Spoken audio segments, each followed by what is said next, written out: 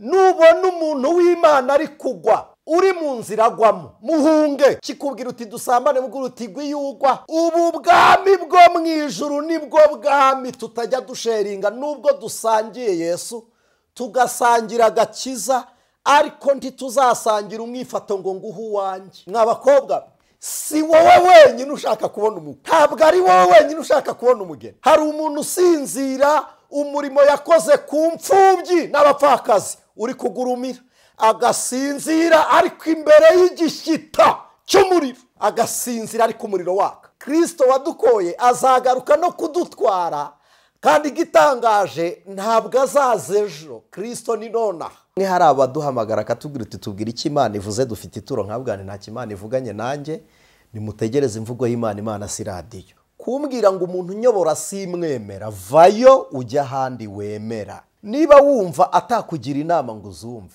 kuki umuha umwanya uteze amatwi ari kukubwiriza ijambo ry'Imana? Twarakowe, twarakowe n'amaraso ya Yesu yoza ibyaha. Haleluya! Twarakowe, kandi ubu bukwe Yesu yabukoresheje adasabye ntwererano. Ijwi ry'umukanguzi. Yesu ashimwe. Inshuti z'umusaraba, ndabasuhuje bera b'Imana abo dusangiye gucungurwa n'amaraso ya Kristo. Mbatuyeho amahoro y'Imana n'umugisha ndetse n'ihumure bibonerwa muri Kristo Yesu. Imana ibaha umugisha. Iyo tuvuga umugisha, umugisha ni imibereho ibonerwa mu Mana. Abantu benshi bayikompara n'amahirwe, ariko burya mu mugisha havamwe amahirwe, ariko mu mahirwe ntiyavamwe umugisha. Ko amahirwe ni imibereho ihuza n'amarangamutima, hanyuma umugisha ni ubuzima buvamwo imibereho y'ubugingo n'umubiri. Ntabwo bigarukira ku marangamutima gusa. Rero iyo tuvuze ngo Imana ibaha umugisha, tuba tuvuga umugisha utuma uvubirwa imvura mu gihe cy'amapfa, tuba tuvuga umugisha utuma Imana ikuramira, tuba tuvuze umugisha. Mu mugisha harimo urubyaro, harimo abakwe n'abakazana. Mu mugisha harimo amashyo n'inzuri. Mu mugisha harimo amariba. Mu mugisha harimo ibintu byinshi. Ni ijambo rimwe Imana iduheramo ubutware bwo kwatura ku muntu akabona impinduka z'imibereho. Imana ishimwe. Rero iyo tuvuze ngo Imana ibaha umugisha, abantu dukunda kubana ku ijwi ry'umukanguzi murabizi, abantu n'ubu ndagira ngo tuganire ku gusenga n'ibimenyetso by'iminsi y'imperuka. Wenda hari ndumva nshaka ko tuganira kuri ibyo, ariko iyo tuvuga ngo umugisha, hari abantu bawubona bawukoreye, hakaba n'abarya kuw'abandi barazwe. Kuko hari umwana uvukira mu rugo rurimo umugisha. Narabibabwiye, umugisha si umutungo. Ntabwo umutungo ari umugisha gusa, umugisha wo wabyara umutungo. Umutungo uba umugisha iyo uwutunganye Kristo, cyangwa se iyo bifite inkomoko muri Kristo Yesu. Nta kibaho cyitwa umugisha kitaturutse mu biganza by'Imana, kuko Imana niyo yeza ibyanduye, niyo iha ubuzima ibyari bipfuye, niyo izura ibitariho bikabaho. Imana ishimwe, kuko niwe muremyi wa byose. Rero ndagira ngo dusengane Imana. Nshuti z'umusaraba, iyo tuvuga gusenga, ibi bintu mbivugaho nkanabigarukaho. Gusenga ni igikorwa gikorwa na buri wese, ariko nyamara burya ntabwo gusenga ari ibya buri wese. Ubundi gusenga ni by'umuntu wizera, kandi kwizera ntabwo ari ukwemera gusa. Kwizera ni ukwemera imirimo Imana yakoreye muri Kristo Yesu, ukakira n'impinduka zayo, ukabaho muri iyo mibereho. Imana ishimwe. Tumaze iminsi tuganira ku kwizera. Twagiye dushyiraho inyigisho, kandi dushimiye Imana ku bwa komenti mwagiye muduha. Hari n'abaduhamagaye batubwira ngo iyo muri mu rusengero mujya gusenga mugakuraho kamera. Impamvu twakuragaho kamera, twangaga guhamagara abakizwa ngo kamera ibe inkomyi yabyo, kuko hari ibintu nge bibera mu rusengero ntemera ko bijya in public. Kubera iki? Ko uyu mwanya kuri social media hari abantu benshi batandukanye. Abo bantu batandukanye, hari abakoresha ibyiza mu mwanya w'ibibi, hari n'abakoresha ibibi mu mwanya w'ibyiza. Rero bituma tugenda tugira ibanga. Gusa hari uburyo twabihinduyemo, tuzajya twifatikanya gusenga namwe, tubane muri ubwo buryo bw'amasengesho. Imana ibaha umugisha. Mbonereho no kwisegura ku bantu baduhamagara ntitubitabe. mu by'ukuri tubivuga kenshi, hari n'uwaduhamagaye wanatubwira nabi ngo ni ubwibone n'iki, ariko ubwo bwibone bwacu burejejwe, turanabwemera cyane kuko ntituzitwara uko mushaka ko twitwara kandi dufite umwuka utuyobora. Uwo mwuka rero nahuza n'umwuka w'Imana muri mwe, bigahuza n'umwuka w'Imana muri twebwe, azaduha kubana amahoro mu buryo bwiza bw'ubworoherane. Kubera iki? Iyo uhamagaye umuntu atari online kandi ukamuhamagara kuri WhatsApp call, ikintu uba ukoze ni kimwe, uba umweretse ko wigeze umushaka cyonyine, naho kukwitaba ntibishoboka. Icya kabiri, niyo wamuhamagara ari online utazi aho ari, ikintu uba ukoze ni kimwe, uba uri gutatona, uri gutata chance, uvuga ngo ashobora kunyitaba cyangwa ntanyitabe.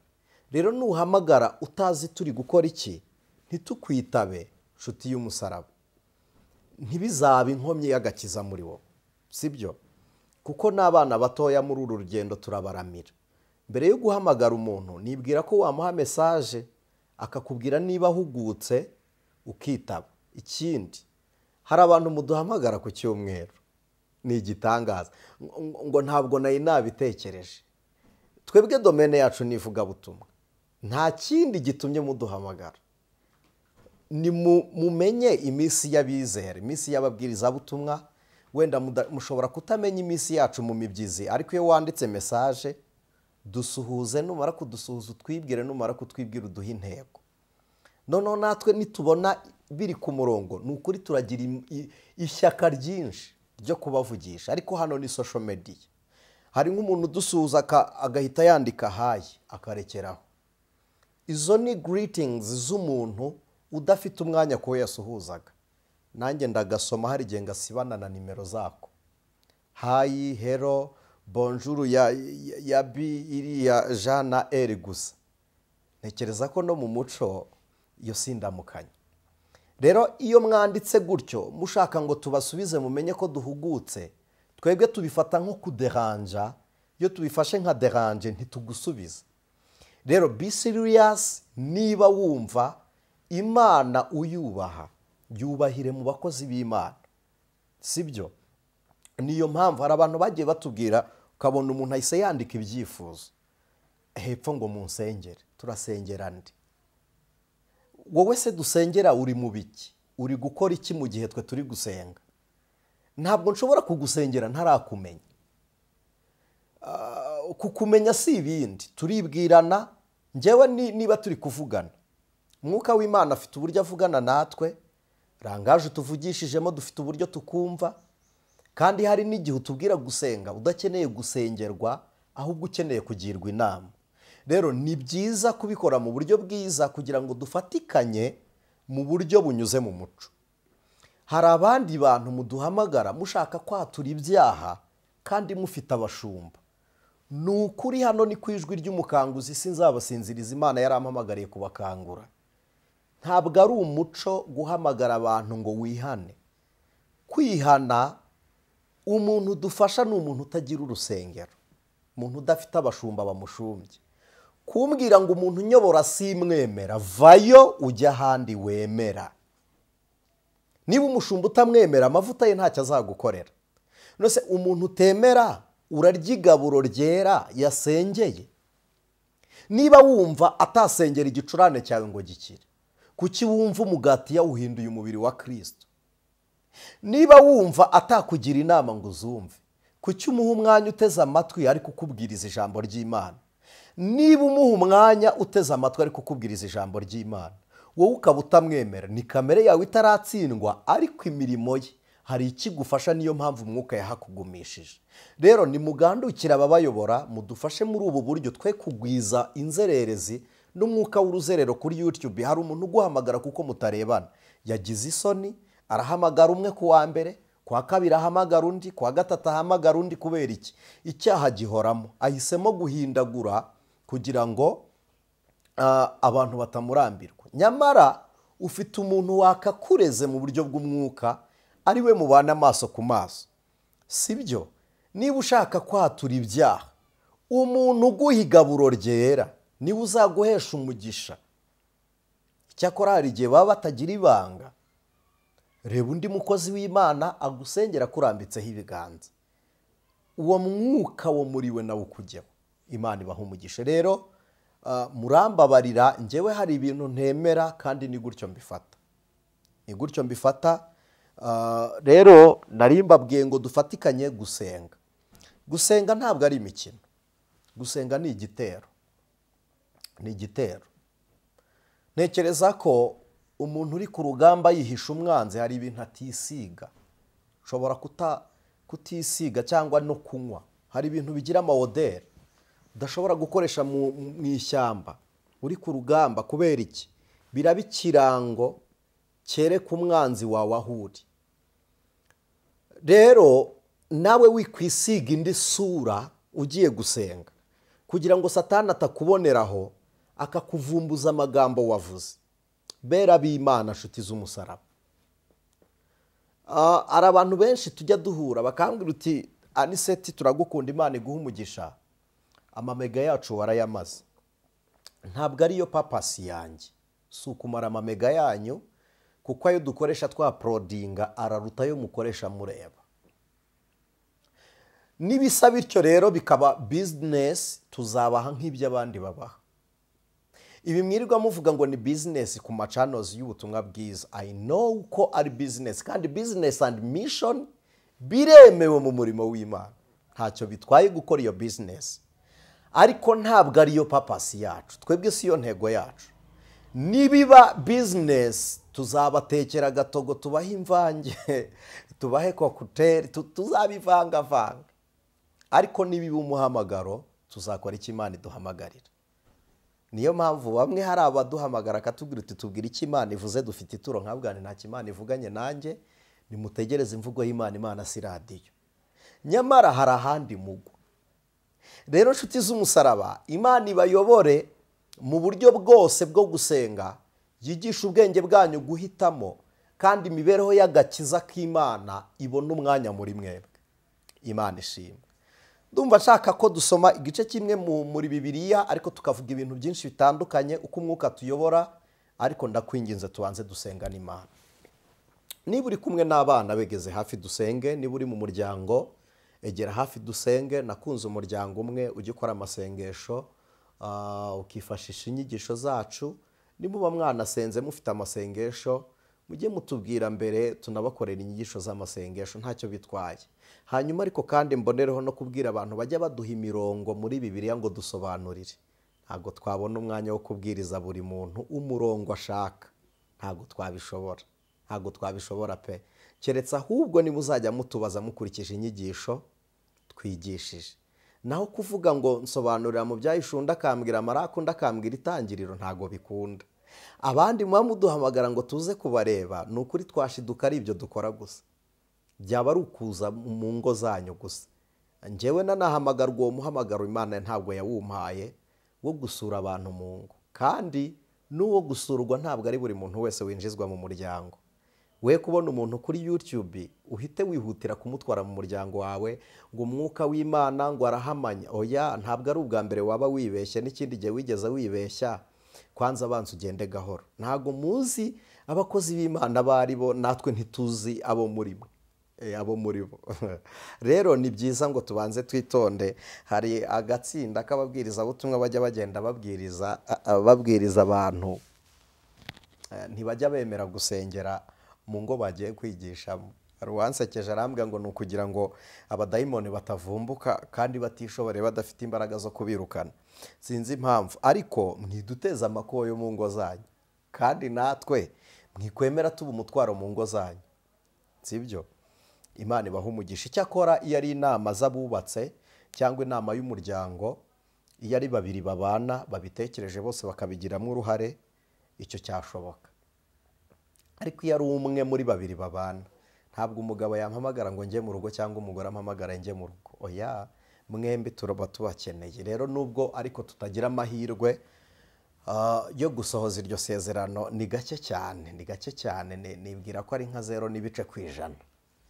Ntabwo tujya tugira uwo mugisha. Rero Imana ibaha umugisha kandi Imana ibishimire. Ndagira ngo dusengane Imana. Mana Data wa twese uri mu ijuru, Imana y'agakiza kacu, Imana urukundo, Imana ibendera ry'intsinzi, turagushimiye. Waduhamagariye muri Kristo Yesu, uratwiyegereza, ubugingo bwacu buhakumenya, ari bwo bwenge. Ubwenge ubutuzamo umwuka wera ari wo muyoboro. Urangije utworiyanta ku byanditswe byera ku ijambo ryawe kugira ngo ritubere inkingi. Dawidi yavuze ijambo rikomeye, aravuga ngo nabitse ijambo ryawe mu mutima wanjye kugira ngo rindinde ntazagucumuraho. None uyu muryango, aba bene data, uyu muvandimwe muri Kristo Yesu, bateze amatwi ijambo ryawe. Njyewe ndi umuntu mbaganirije nababwira ibingana n'ubwenge bwanjye, kandi ubwenge bwanjye ni buto cyane kuko umuntu ntajya agera ku rugero rwuzuye. Ariko umwuka wawe wera aganiriye nabo, haleluya, yabamenyesha iby'ijuru kandi turi mu isi, yababwira iby'agakiza twambaye umubiri, yababwira ibyo kunesha bakiri mu ntambara, yababwira ibyo guseka bakirira, yababwira ibyo gukira bakirwaye, kuko umwuka niwe ureba aho twe tutabona. Imana ishimwe. Turaritse rero mwuka ngo aganire natwe, wungura ubwenge bw'abana bato, ubwenge bw'abantu bakuru, amaboko ya buri muntu wese uyasubizemo imbaraga n'amavi yaratentebutse. Oh, haleluya, haleluya. Wongere uyabashije, yasukumwaga wongere uyabashije. Intsinzi y'umusaraba wa Kristo ibe kuri twebwe, aba ari twe tuyiserebura. Iyo ceremony ikorwe natwe, ubugingo bwacu bwishimira umubyibuho. Imana ishimwe. Dusengeye abarwayi ngo ukuboko k'umukiza kubakiza, kandi dusengeye umuntu ubabaye ngo ahabwe umunezero n'Imana. Dusengeye umuntu wabuze hepfo na ruguru, tumwibutsa ko nta karima k'igikoni, nta munsi y'urugo, nta hirya, nta nshuti, nta muryango, nta bavandimwe, nta rushako, ndetse nta babyeyi. Tumwibukije ko Imana ibaho. Animanse dry tengoria zonimandia horia zalayinga nimondia enima tosans edra. Tuyibukije uyu muntu wari wabuze hepfo na ruguru, turamubwiye ngo Imana yirahari. Hepfo ntihahari ariko Imana irahari, haruguru ntihahari ariko Imana irahari, kuri diplome nta kiriyo no kuri konte ntacyo ariko Imana irahari. Imana ishimwe. Haleluya. Turabigushimiye kubw'ubuntu bwawe none n'iteka ryose, Yesu Kristo. Amen. Ndagira ngo dusome ijambo ry'Imana mu butumwa bwiza bwanditswe na Matayo, igice cyaho cya 25. Ni umugani w'abakobwa 10. Yesu niwe wawuciye muri izi Bibiliya nini z'ubusobanuro. Amagambo Yesu yavuze abayanditswe mu magambo y'umutuku, abayandikishijwe ibara ry'umutuku. Nibutse abantu bagiye batubaza ngo izo Bibiliya ziboneka zite, mu gihe aho bagurira Bibiliya mukababaza n'ibindi bitabo n'imfashanyigisho za Bibiliya barazibabaza. Hari abantu bajya bumva tubabwira ikintu runaka ngo ayo mateka twayakura he, mujye muyakura muri twe mwayumvanye. Kuki mushaka kujya gusoma ibindi bitabo kandi natwe twabaye igitabo musoma? Hari umuntu ukubaza icyo yakumvanye ugasanga ashaka kukimenyera ahandi kandi nawe wakimumenyesheje. Imana ibaha umugisha. Haravuze ngo icyo gihe ubwami bwo mu ijuru buzagereranwa n'abakobwa 10 bajyanye amatabaza yabo bajya gusanganira umukwe, ariko muri abo 10 5 bari abapfu, abandi 5 bari abanyabwenge. 3 abapfu bajyanye amatabaza yabo ntibajyana n'amavuta, ariko abanyabwenge bo bajyana amavuta mu mperezo zabo hamwe n'amatabaza yabo. 5 umukwe atinze bose. Iri jambo ndaritinya, umukwe atinze bose, kakantu bose mugashyire muri entre parenthèses, bose barahunikira barasinzira. Guhunikira no gusinzira ni ibintu bibiri bitandukanye. Guhunikira bibanziriza gusinzira. Hanyuma umurongo waho wa 6, ariko ninjoro mu gicuku habaho urusaku ngo umukwe araje, nimusohoke mu musanganire. Maze ba bakobwa bose barahaguruka, bose bari basinziriye, bose barahunikiye barasinzira, bose bumvira rimwe urusaku, bose barahaguruka. Baboneza amatabaza yabo. Abapfu babwira abanyabwenge bati, nimuduhe ku mavuta yanyu kuko amatabaza yacu azima. Ariko abanyabwenge barabahakanira bati oya, tiyadukwira twese, ahubwo nimujye mu bahanjuzi muyigurire. Bagiye kugura, umukwe araza. Abari biteguye binjirana nawe mu bukwe, urugi rurakingwa. Hanyuma ba bakobwa bandi nabo baraza, barabahamagara bati nyakubahwa dukingurire. Nawe arabasubiza ati ndababwira ukuri yuko ntabazi. Nuko mube maso kuko mutazi umunsi cyangwa igihe. Ijambo ry'Imana ni rigari. Iyo tuvuga ijambo ry'Imana ni imitekerereze y'Imana mu nyandiko cyangwa se mu buryo wabwiwemo, kuko ijambo ry'Imana turisoma ryanditse. Niyo mpamvu ngira ngo nujya kumva ijambo ry'Imana ujye witegura biruta uko wari witeguye, kugira ngo ube ready wumve imvugo y'Imana mu ijambo ry'Imana. Bibiliya itubwiye umugani w'abakobwa 10, ni Yesu wawuciye. Bibutse ko umukobwa ashushanya itorero. Hanyuma Bibiliya ivuzemo 5 b'abapfu n'abandi 5 b'abanyabwenge. Ikintu kintangaza nuko Yesu yavuze ngo ubwami bwo mu ijuru. Iri jambo riteye ubwoba, ngo icyo gihe ubwami bwo mu ijuru buzagereranwa n'abakobwa 10.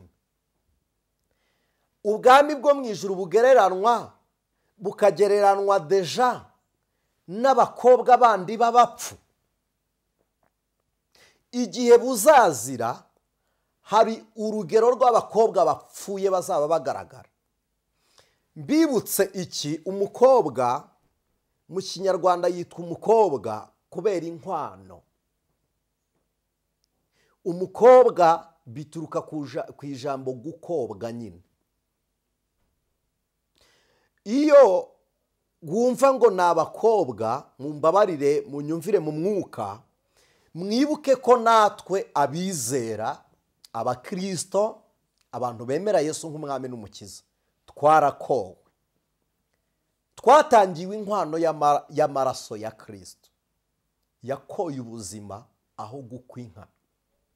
Yakoye imibereho ye akwa ubugingo aho gukwa amafaranga. Ntabwo yazanye kamverope, yazanye ubugingo buhoraho, akwa imibereho ye. Aravuga ngo data bukwe wasiwe, ndagira ngo nkuguranire ntaguhaye inka, ahubwo ndaguha ubuzima bwanjye, kuko uwo nje gukwa ubuzima bwe wabufashe mu ngwate. Ndaguha ubwanjye ubufate, nurangiza urekure uwo muntu, hanyuma numara kumurekura ndamuha intebe kwa data, kuko umukobwa abana n'umukwe. Haleluya. Ndamuha intebe mu rugo rw'iwacu, kuko nanjye sinatandukanyijwe na data. Aho data ari niho nanjye umuhungu we mba. Mana ishimwe. Aho ndi niho n'umugeni wanjye agomba kuba, kuko naramukoye. Tuzabana mu rugo, kuko ninjye mukwe nawe akaba umugeni, akaba itorero.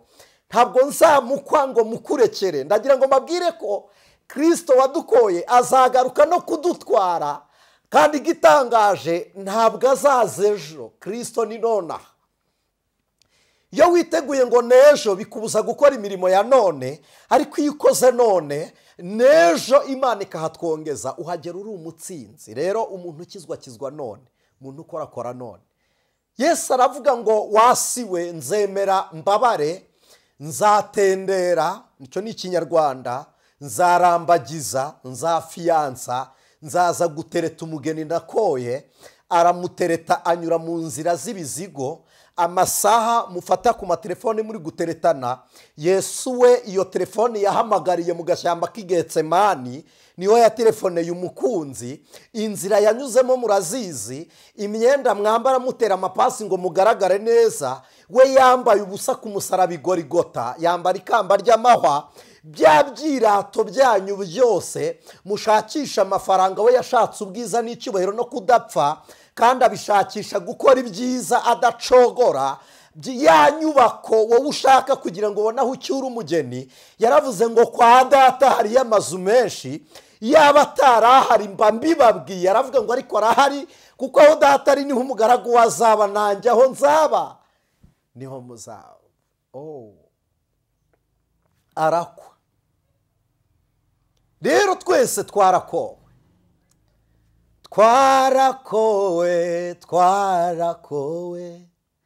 n'amaraso ya Yesu y'igiciro.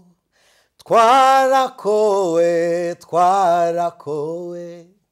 n'amaraso ya Yesu yoza ibyaha. haleluya! twarakowe, kandi ubu bukwe Yesu yabukoresheje adasabye intwererano. yabukoresheje adasabye intwererano. n'umuryango we wa kavukire tiwegeze wemera ubu bukwe bwo gusaba no gukwa. yirehereje amahanga yose arasaba, yararambagije akora ibitangaza, ararambagiza azura abapfuye, ararambagiza. yari ari kurambagiza ngo arebe uzemera iyo mirimo, akavuga ngo twabana. none ubu bwami ntabwo Yesu yakoye umuntu umwe. aba bakobwa 10 nta n'umwe muri bo wari uherekeje undi. nkunda Bibiliya bera b'Imana. muri aba bakobwa bose bagiye gusanganira umukwe, nta n'umwe wari umuherekeza wundi. aba bakobwa 10 bose barashaka umukwe, barashaka gushyingirwa. bose bambaye nk'abageni, biteguye nk'abageni, bashaka gushyingirwa, barashaka umukwe. kandi igitangaje, aba bakobwa 10 bose bazi inzu bagomba gutegererezamo umukwe. Bibiliya iravuze ngo icyo gihe ubwami bwo mu ijuru uzagereranwa n'abakobwa 10. uyu munsi dufite abantu benshi bageze mu nzu zo gutegererezamo, kandi mbibutse ko umugenzi uri kuri arebisi, hamwe mujya mwita kuri arete, sinzi biva he, umugenzi utegerereje kuri arebisi ntabwo angana n'umugenzi ufite gahunda yo kugenda ariko ukiri mu rugo. wo kuri arebisi igihe ni igihe bisi yaza agatambuka. uwageze kuri aeroport si kimwe n'umuntu ukiri mu rugo, sibyo? niba uri muri waiting room ufite amahirwe aruta ay'abandi bose. Imana ishimwe. rero nshuti z'umusaraba, icyo ngendereye, aba bakobwa 10 bose bari barageze mu nzu. bose baravuze ngo igihe cyo kuza k'umukwe kirageze, mwese nimuze tugende. bagenda nta n'umwe ubwiye undi ngo mperekeza, ahubwo bose biyumvisemo urukundo, bakunze umukwe. umwe aravuga ngo nkurikije ingeso ze ndamwemera, nzabana nawe, nzaba kwa se, aho atuye nzaturaho, baramaramaza. umukobwa umwe aravuga ati kandi umukunzi wanjye akunda umucyo. Imana ishimwe. akunda urumuri, akunda umuriro, akunda ububyutse, akunda agakiza, akunda itabaza nk'imbuto z'umukiranutsi. aravuga ati ndabizi umukunzi wanjye akunda umucyo, akunda uwambaye akikwiza. bambara nk'abageni, bategura amavuta ashushanya umwuka wera. hari abantu bariho mu mibereho y'umwuka, baboneza amatabaza. Imana ishimwe. barangije bajya mu nzu. umwe yinjiye asanga mwundi. ndagira ngo mbabwire ko mwabakobwa, munyashuramukazi yaravuze ngo nubwo nirabura ariko ndi mwiza. si icyo ngira ngo mbabwire. mwabakobwa, si wowe wenyine ushaka kubona umukwe, ntabwo ari wowe wenyine ushaka kubona umugeni. Pawulo yavuze iki? yabwiye Timote, aravuga ngo maze kumera nk'ibisukwa ku gicaniro.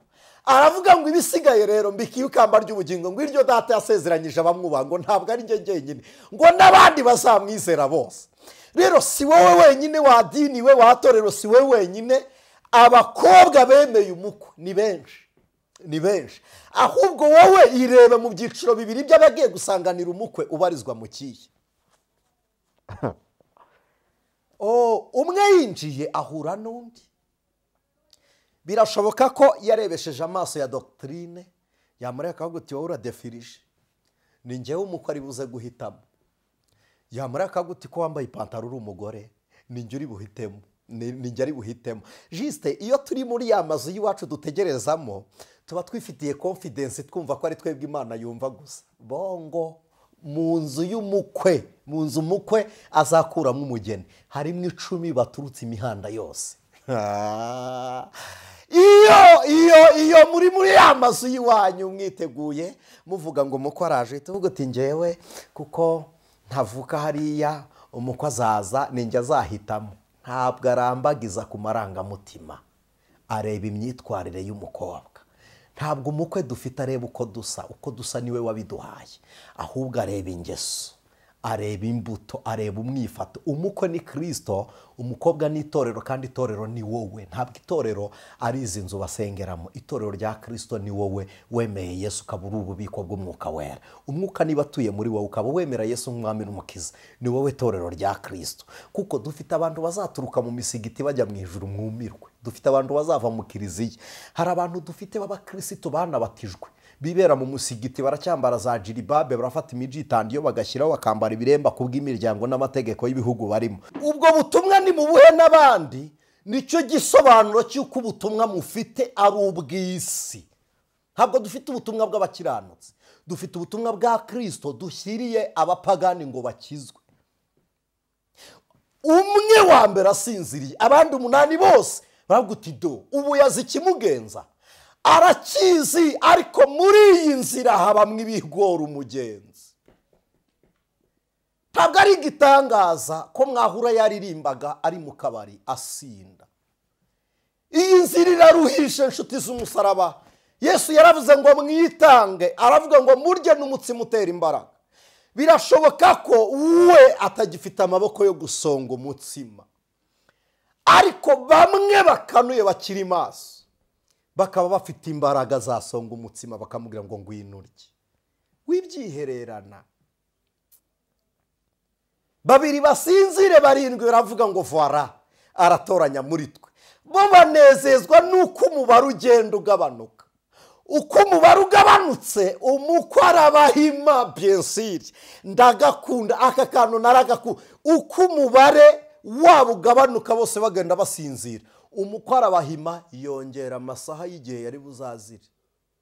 Niba asinziriye saa moya yari buze saa 2, ahubwo tugusinzire ndongeraho isaha ya saa 3 kugira ngo nze gusanzwa ukanuye wakangutse niba stress zarangiye.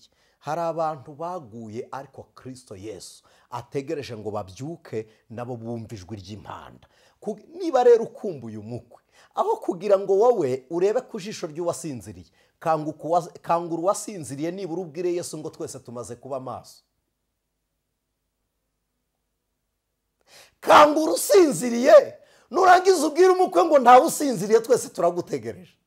Omwe nibura iyo yaba impamvu isa n'umukwe, kuko umukwe ntashobora kuza mu basinziriye. Igitangaje ntiyigeze aza habanje urusaku.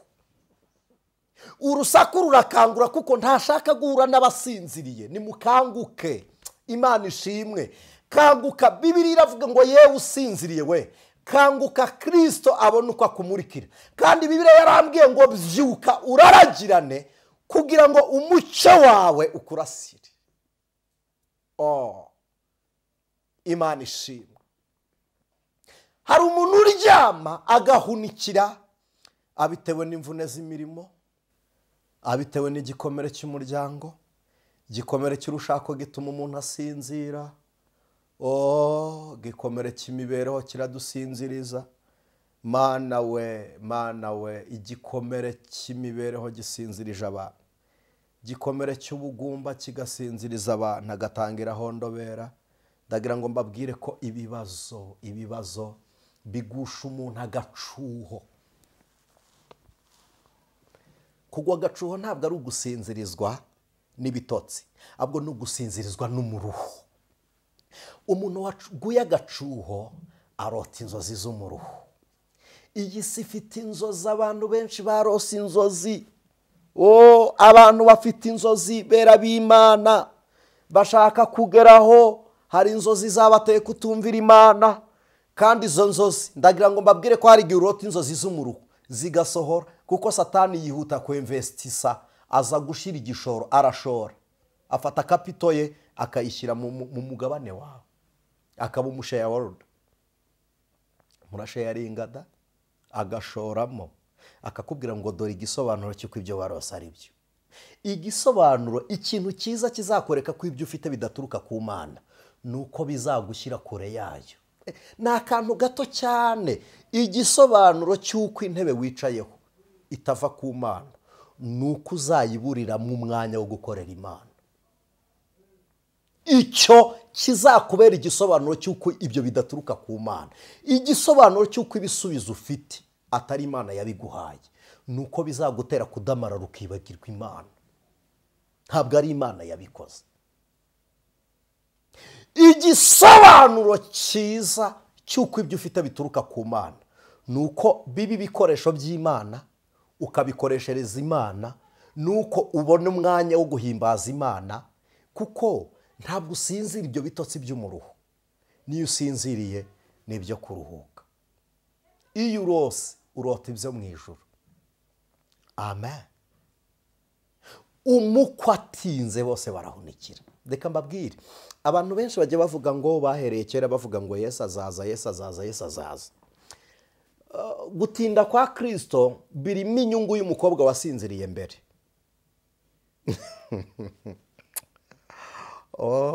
Gutinda kwa Kristo harimo profit y'umukobwa wasinziriye bwa mbere, harimo profit y'umukobwa wasinziriye bwa kabiri. Kubera iki? Nibura aragira ngo uri maso akangura uwasinziriye. Timubwire ngo hari ikindi ashaka, ategereje ko uri maso akangura usinziriye. Nubwo bibaye ngombwa gukangurwa n'urusaku, ariko abari maso bari bakwiriye gukangura abasinziriye. Gutinda kwa Kristo birimo profit ya wa muntu mwaririmbanya akagwa, atinze agirize ngo nawe agaruke ku rufatiro. Birimo profit ya Isiraheli yahanyuwe. Nasomye ijambo rirambwira ngo nabo nibizera bazaterwa ku giti nk'ishami ry'ingurukira. Sinzi impamvu aka kantu abantu batajya bakamenya.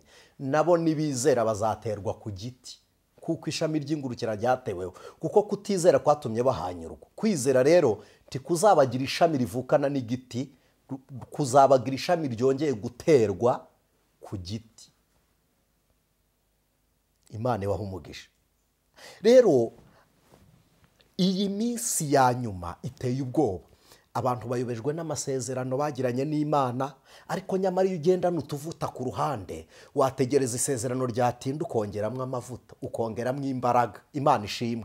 Nasomye ijambo muri Zaburi ya 84 irambwira ngo hahirwa bagufitemo imbaraga, ngo iyo banyuze mu gikombe cyitwa Baka, ngo bagenda bahahindura amasoko. Tekereza, aba bantu bari kunyura muri Baka bagiye Siyoni, ntibaragera Siyoni, ntibaranavayo ngo bamanukane imbaraga z'impinduka. Ni imbaraga bakuye mu mahema y'iwabo aho babaga, ariko kandi izi imbaraga ziturutse ngo nuko bafite inzira zijya Siyoni mu mitima yabo. Mu yandi magambo, nubwo bari kujya Siyoni, intekerezo zamaze kugerayo, ariko ubwo bagezeyo bazavoma amasoko y'Isiyoni bayahinduze mu nzira banyuramo. Bibiliya iravuga ngo buri muntu wese agenda agwiza imbaraga. Haleluya, haleluya. Utinze kubona urubyaro, ariko gwiza imbaraga. Ubukene buraje, ariko gwiza imbaraga. Ubutindi buraje, ariko gwiza imbaraga. Urahombye, gwiza imbaraga. Ntushatse, ariko gwiza imbaraga. Bagenda bagwiza imbaraga. Imana ishimwe. Kubera iki? Bafite amavuta yo mu mperezo. Naratangaye. Ubu bwami bwo mu ijuru nibwo bwami tutajya dusheringa. Nubwo dusangiye Yesu, tugasangira agakiza, ariko ntituzasangira umwifato ngo nguhe uwanjye. Oya. Natangajwe n'uburyo aba bakobwa b'abapfu barabyutse basanga burya nubwo basinziriye amatabaza yabo yarari kwaka. Hari umuntu usinzira umurimo yakoze ku mfubyi n'abapfakazi uri kugurumira, agasinzira ariko imbere y'igishyita cy'umuriro, agasinzira ariko umuriro waka. Hari umuntu usinzira ariko ibikorwa yakoze ku barwayi biri kwaka.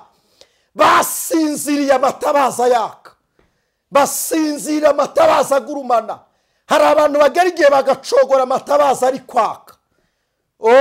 Basinzira imirimo igihari. ariko ikibabaje bakangutse ya mirimo itakiri presentable. Kubera iki? Bamaze umwanya munini mu bitotsi. Hari abantu bajya bazimya umuriro wabo, amatabaza yabo, imirimo yanyu mukayizimya, mugakorera gushimwa, mugashaka kwiturwa n'abo mwagiriye neza. Amatabaza gutyo arazima. Hari abantu basinziriye ari kwaka, basinzira yaka, basinzira bafite impano, ariko bakangutse basanga ntazo bakigira. Basinzira bafite umwuka wera, ariko babyutse barisakashwi. Ariko igitangaje bamenye ko hari abandi bafite izo mbaraga z'umwuka. Dore ikintu gitangaje kinababaje. Timurebere isabiriza, musabiriza amasengesho, nsengera. Dore igitangaje, hari igihe uzasaba abakozi b'Imana gusengerwa batagifite amasengesho, nabo bategereje umukwe. Wasenze ukayagwiza utayasabye. None se wagize ngo nubwo nagutwerera amasengesho nagutwerera imirimo? Oya, nagufasha gusenga tugasengana, ariko sinagukorera imirimo. Nawe haguruka wikorere, Imana ishimwe. Babyutse urusaku rurabakangura. Abanyabwenge n'abapfu bose basinziriye amatabaza ari kwaka, ntawe arizimije. Basinziriye yaka, ahubwo umwanya bamaze mu bitotsi ni wo wazimije, wamazemwe amavuta. Umwanya bamaze mu bitotsi wamazemwe amavuta. Umwanya umaze ugenda mu kabari, umwanya umaze uri mu maboite de nuit, umwanya umaze utiyiriza ubusa, umwanya umaze nta gusenga, umwanya umaze nta gusoma Bibiliya, ni wo wazimije amatabaza. Umwanya umaze nawe urawuzi. Umwanya umaze uryoshya, umwanya umaze uteretse uwa mbere n'uwa kabiri, umwanya umaze urarana n'uwejo bundi, umwanya umaze unywa, umwanya umaze ugenda, umwanya umaze, niwo uzimije agatabaza. Basinziriye itabaza ryaka. Umunyabwenge arasinzira. Mupfu yarabanje asinzira mbere, umunyabwenge arasinzira. Ko asinziriye yarasenze nkaho usinziranye iki? Hari umuntu twari turi kumwe ari kumbwira ngo pasiteri wanjye ngo anywa ku nzoga nanjye ndayinywa. Naba nawe yari imitswe, Imana iramuhamagara. Naramubwiye nti ko Imana yamuhamagaye kutaza aho izamwereza nkaho usinziranye iki? Niba yanyweye inzoga se ni Kirisito waguye? Ko Kirisito agihagaze washinze urufatiro kuri Kristo. Abahanuzi bagwe namwe mugwe, wafashe kuri Kristo Yesu. Abavuga butumwa bayobe namwe muyobe, wafashe kuri Kristo Yesu. Nkawe urasinzira niki? Ariko ubona ngo umunyabwenge asinzire n'umupfu nawe ashyireho. Ariko mu by'ukuri koko ko we yavuganye n'Imana nkawe ufite ayahe masezerano? Avuka mu rugo rw'abapastori, none araguye ngo naba nanjye ngo nyinywa ndi umupagane. Hamahamwe sha, hamahamwe. Yari igaburo ryera ari mu nda, none wowe iwanyu waryaga ibyo baterekereyeho ngo ni wowe ngo naba nawe? Nta soni. Asinziranya amavuta, hamahamwe. Isezerano rya se na nyina rizabyutsa umwana waguye, kuko umwana w'umukiranutsi hari icyo Imana yamuvuzeho. Ariko umuntu asinzirana amavuta nawe usinzire, nta soni. Reka. Nubona umuntu w'Imana ari kugwa, uri mu nzira agwamo, muhunge. Ubwira uti nta mugayo, gwa dandabirana. Kikubwira uti dusambane, mubwira uti gwiyugwa, wabona uyasize ari rizavu. Naba nawe aguye yari afite ari reserve. Ariko ubona ngo uwari ufite amavuta asinzire n'umupfu asinzire. Kuba umupfu arasinzirizwa n'iki? Ariko Isirayeli isinzire, nawe usinzire. Mukongomana anasema Mana ngai, nawe koko urasinzira. Oya. Harona wanya muri comment wavuze ngo anise ngo ako kantu si keza ngo jya ukareka ngo ntabwo nkora ibyo mukunda, ko kugira ngo mu Kinyarwanda umuntu mukuru abazi icyo mvuze, uhigimye abavuze. Niba utabikunda mu very sorry for that, ariko njyewe I love it.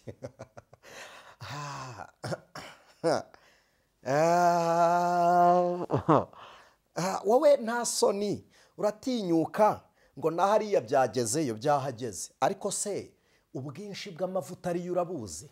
Hamahamwe. wihunikira ngo nuko ntuzayasinziriye inshuti yanjye. Hari abagabo b'abanyamateka nubaha muri uru Rwanda bitiriwe imisozi y'amasengesho n'ubuvumo. Uratinyuka ukamuvugaho naba nawe afite amavuta yakuye aho yaraye ahitirirwa ko wagiyeyo ntibahakwitirire. Hama hamwe shaka yawe. Bakangutse babwira abanyabwenge barabwira ngo twebwe turacana ntibifate. Se ko nongera kureba ngo nerekwe simbone, ko nongera kuririmba nkaburijwe, umuhogo wawukoresheje ibiki se? Umwanya umazeyo niwe utumye impereza itongera kwaka. Kuko urahatinda ukora iki? Ko nera haleluya ntibigene umwanya umazeyo. Hari abantu bababwira ngo Samusoni ngo yarabyutse ngo agasatsi karongera karamera karameza ariko amaso ntiyagarutse. Ara abapfu bari abapfu bateye ubwoba. Babwira abanyabwenge ngo nimuduhe ku mavuta. Barabizi icyatsama imperezo ko ari amavuta kandi bazi ko ntacyo bafite. Aho bisobwe nuko basinziriye badafite ayo bongeramo bakangutse. Wowe usinziranye iki? Bibiri isoje ivuga ngo nuko mube maso kuko mutazi umunsi cyangwa igihe. None se kutazi igihe wowe ukaba uri kugushwa n'icyo wihaye kikarenga, ubwiwe n'iki niba icyo kuza cy'umwami cyararenze. Ariko abanyabwenge bakangutse. Nasomye ijambo ravuga ngo umukiranutsi niyo yagwa ntazarambarara. Hari igihe imitima igicogora umuntu akananirwa. Eliya yaracogoye aravuga ngo amakakama ngwire nipfire. Yohana acogoye aravuga ngo niwe Mesiya cyangwa dutegereze undi. Mose acogoye aravuga ngo mana we ubwoko wampaye none ntibugonda ijosi. Baramurushye ababwira nabi. Yeremiya acogoye araganya iramubwira ngo ntabaza ngo utabara. Hari igihe umuntu agwa ariko babyutse bakabakabye basanga mu mperezo. Imana ishimwe. Basanga ibitotsi basinzire ntibyabangamiye isezerano. Basanga ibitotsi basinzire ntibyabangamiye ubutumwa bwiza. Basanga ibitotsi basinzire ntibyigeze bibangamira umwuka wera. Basanga ibitotsi basinziriye ntibyigeze bica connection yabo n'Imana. Bafata amavuta bongeramo bagenda bagwiza imbaraga. Imana ishimwe. Bagenda bagwiza imbaraga mu gikombe cyitwa baka aho baririra bongeramo imbaraga. Mu rugo rurimo mukeba bagwiza imbaraga. Imana ishimwe. Inshoreke yinjiye bagwiza imbaraga. Umugore amuciye inyuma agwiza imbaraga. Umugabo amutaye agwiza imbaraga. Bagenda bagwiza imbaraga. Igitangaje dore ikintu cyantangaje nuko umukwe atazaza abapfu mu nzu. Abapfu barisohoye ngo bajya gushaka amavuta. Azagukiza nayo ufite sayo uzajya gushaka Kristo yaje. Agakiza ufite nonaha nibwo buzima kuruta ubwo uzashaka Kristo Yesu aje.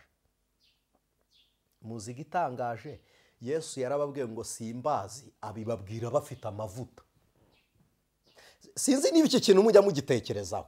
Yarinjiye abakwe barafungura, abageni barafungura, abakobwa batanu barafungura.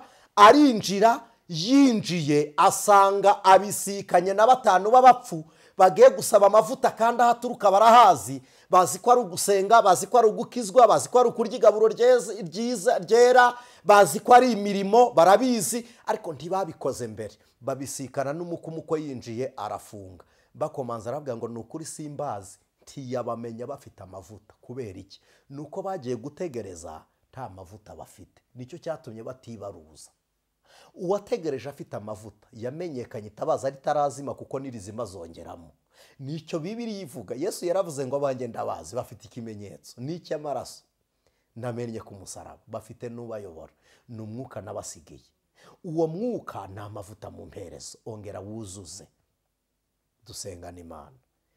Mwamutuvubira imfura umugisha wawe hahoze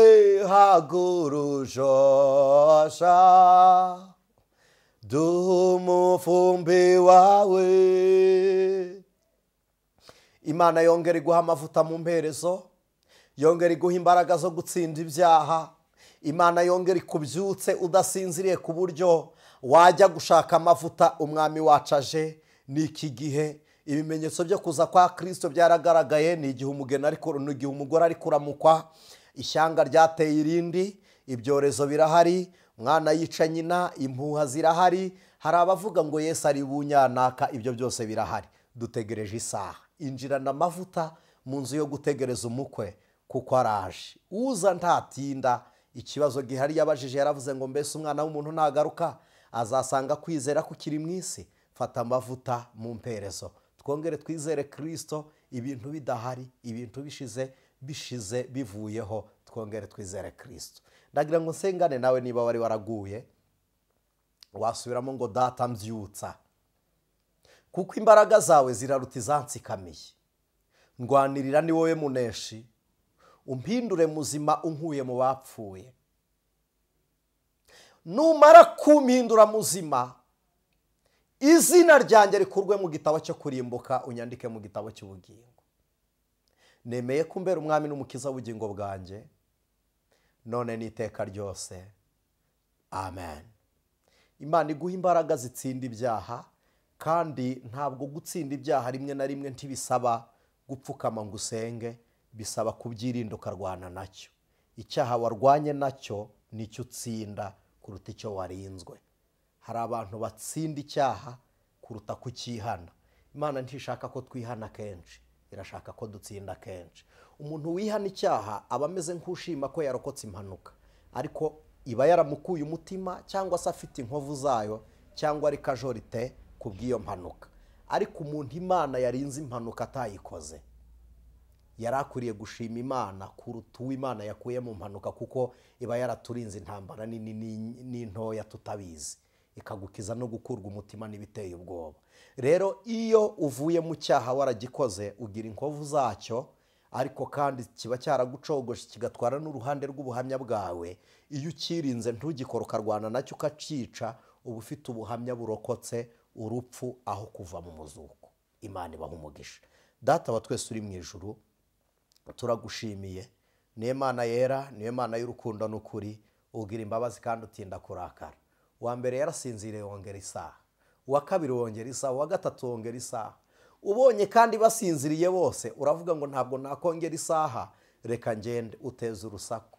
Uru rusaku rwaraje. Hari igihe ari ibitwaro bya kirimbuzi, hari igihe ari amajwi y'abahanuzi babeshya. Uru rusaku rurahari. Hari igihe ari inzira nyinshi, hari igihe ari inzira nyinshi, hari igihe ari inzira nyinshi urusaku rwanyuzemo. Ariko Mwami, ibyo byose nitubyumva, ijambo ryawe riratubwira ngo muzabe maso, kuko nzaba negereje kuza. Turasabye kugira ngo ukangure abasinziriye, kandi wongere imbaraga mu bari baguye, abananiwe wabyutse, kugira ngo bahagarare ku rufatiro ruzima. Ni mu izina rya Yesu Kristo dusenze twizeye. Amen. Shalom, shalom, asante. Ijwi ry'umukanguzi.